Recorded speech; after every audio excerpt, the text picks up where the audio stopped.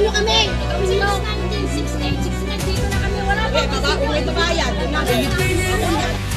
Ilang dekada nang lumipas, tahimik kaming namuhay, walang gulo, walang bahid. Pero sa mata ng iba, kami wala, squatter daw. Ngunit kami ang pumnifa, kami ang tinig ng lupain ito.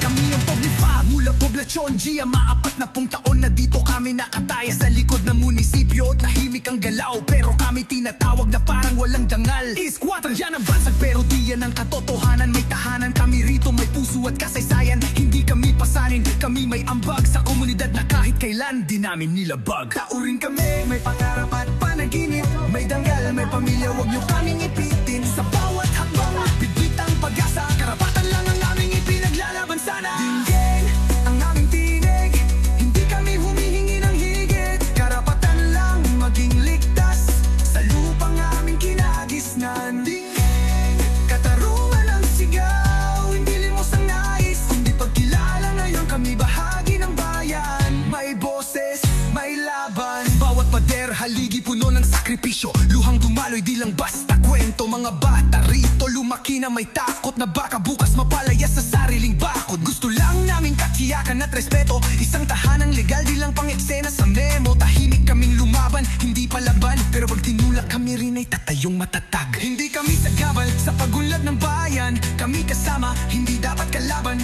Boses namin ay bahagi ng solusyon, tahanan namin ito, hindi dapat delusyon.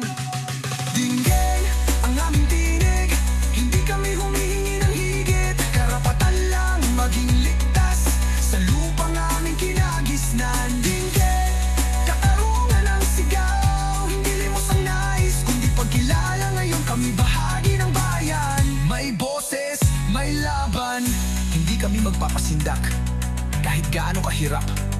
Maghahawak kamay, buong lakas ay ibubuhos. Ang aming paninindigan, di basta-basta malulunod. Hanggang marinig kami ng lahat, hanggang ang katarungan ay umabot. Ding-ding ang aming tinig, hindi kami